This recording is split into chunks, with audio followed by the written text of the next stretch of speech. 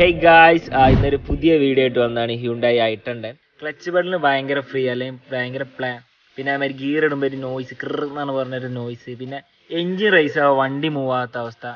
ഈ ഒരു മെത്തേഡ് എന്ന് പറഞ്ഞാൽ എല്ലാത്തിനും സെയിം ആണ്. ഈ ഹൈഡ്രോളിക് ക്ലച്ചുള്ള എല്ലാ വണ്ടിക്കും ഏകദേശം സെയിം മെത്തേഡ് തന്നെയാണ്. നമ്മൾ ചിലതെന്തോ പെട്ടു പോകാൻ അവസരം ഉണ്ടാവും. അതൊക്കെ ഡീറ്റെയിൽ ആയിട്ട് എക്സ്പ്ലെയിൻ ചെയ്തുകൊണ്ട് നമുക്ക് വീട്ടിൽ നിന്ന് തന്നെ സിമ്പിളായിട്ട് ചെയ്യാൻ പറ്റിയൊരു വീഡിയോ ആണിത്. അപ്പോൾ നമുക്ക് വീഡിയോയിലേക്ക് പോകാം. അതിൻ്റെ മുന്നേ ആയിട്ട് ഹൈഡ്രോളിക് ക്ലച്ചിനെ കുറിച്ച് ജസ്റ്റ് ഒന്ന് നോക്കാം. അപ്പോൾ ഒന്നുകൂടെ പെട്ടെന്ന് മനസ്സിലാക്കാൻ പറ്റും. ഹൈഡ്രോളിക് ക്ലച്ചിന് ഏറ്റവും പ്രധാനപ്പെട്ട ഒരു ഘടകമാണ് ഹൈഡ്രോളിക് ഫ്ലൂയിഡ് എന്ന് പറഞ്ഞാൽ ബ്രേക്ക് ഫ്ലൂയിഡ്. ബ്രേക്ക് ഫ്ലൂയിഡ് ഏതെങ്കിലും പാർട്സിലൂടെ ലീക്ക് ആവുന്ന സമയത്ത് അതിൻ്റെ ഉള്ളിൽ എയറും കിടക്കും.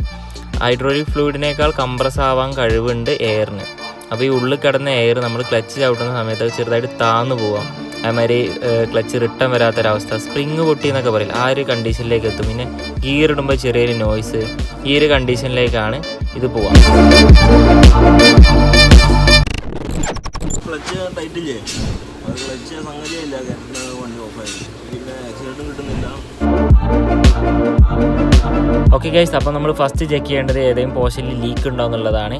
ഗിയർ ബോക്സിൻ്റെ അവിടെ സ്ലീവ് സിലിണ്ടർ ഉണ്ട്, അവിടെ ലീക്ക് ഉണ്ടോ നോക്കുക. ബൂട്ടൊക്കെ ജസ്റ്റ് ഒന്ന് തുറന്നിട്ട് അവിടെ ലീക്ക് ഉണ്ടോ നോക്കുക. അതുപോലെ തന്നെ ക്ലച്ച് പെഡലിൻ്റെ അവിടെ MC ഉണ്ടോ, മാസ്റ്റർ സിലിണ്ടർ, അവിടെ ഇതുപോലെ ബൂട്ടൊക്കെ താത്തിയിട്ട് ലീക്ക് ഉണ്ടോ നോക്കുക. ഓക്കെ ഗൈസ്, അപ്പം കംപ്ലയിൻറ്റ് കണ്ടുപിടിച്ചിട്ടുണ്ട്. ഇതാ ഈ MCയുടെ ഭാഗത്തു നിന്നായിരുന്നു ചെറിയൊരു ലീക്ക്. അപ്പോൾ അതുവഴിയാണ് നമ്മുടെ എയർ ഉള്ളിലേക്ക് പോയതും ഈ പറഞ്ഞ കംപ്ലയിൻറ്റുകളൊക്കെ വരാനുള്ള കാരണം. ഇപ്പോൾ ഇത് MC മാറുന്നില്ല, കസ്റ്റമർ ക്ലച്ച് മാറുന്ന സമയത്ത് ഒരുമിച്ച് മാറാനുള്ള രീതിയിലാണ് പറഞ്ഞത്.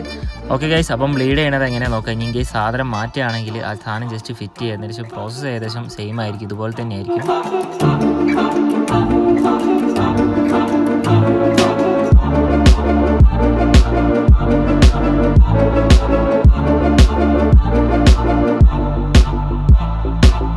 പത്തിൻ്റെ റിങ് ഉപയോഗിച്ചിട്ട് സ്ലീവ് സിലിണ്ടറിലെ ബ്രീഡർ സ്ക്രൂ ലൂസ് ചെയ്യുക, ക്ലച്ച് ഒന്ന് പമ്പ് ചെയ്യാം. ഒരു തുള്ളി നമ്മൾ പുറത്ത് കളയുന്നില്ല.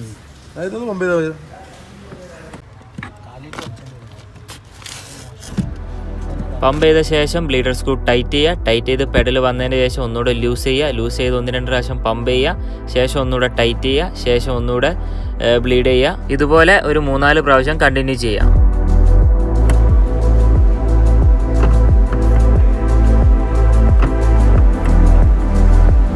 ഓക്കെ ഗൈസ്, ലാസ്റ്റ് സ്റ്റെപ്പാണ്. ബ്ലീഡ് ആയിട്ടുണ്ടോ എന്ന് അറിയാൻ വേണ്ടിയിട്ട് വണ്ടി സ്റ്റാർട്ട് ചെയ്യുക, ഗിയർ ഇട്ട് നോക്കുക, നോയ്സോ അല്ലെങ്കിൽ ടൈറ്റോ ഉണ്ടോ നോക്കുക. അതുപോലെ തന്നെ ക്ലച്ച് നന്നായിട്ട് പെഡലുണ്ടോ നോക്കുക. ഇതെല്ലാം ഓക്കെ ആണെന്നുണ്ടെങ്കിൽ ബ്ലീഡിങ് സ്റ്റോപ്പ് ചെയ്യുക. ഇതിൽ ഗിയർ ടൈറ്റോ അല്ലെങ്കിൽ ക്ലച്ച് പെഡൽ ആയിട്ടില്ലെങ്കിൽ ഒന്നും കൂടെ ചെയ്യുക.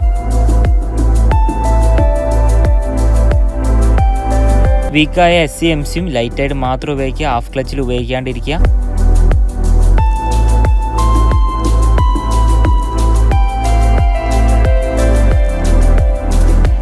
ഓക്കെ ഗൈസ്, അപ്പം വർക്ക് കംപ്ലീറ്റ് ആയിട്ടുണ്ട്. പെഡലും കാര്യങ്ങളെല്ലാം നന്നായിട്ട് വന്നിട്ടുണ്ട്. സ്റ്റാർട്ട് ചെയ്തിട്ട് കീറുന്ന സമയത്ത് വേറെ നോയ്സോ കാര്യങ്ങളോ ഒന്നുമില്ല. ഇൻ കേസ് രാവിലെ സ്റ്റാർട്ടിങ്ങിൽ പെഡൽ നന്നായിട്ട് കുറവുണ്ടെങ്കിൽ 1-2 പ്രാവശ്യം പമ്പ് ചെയ്തിട്ട് വണ്ടി എടുക്കുക.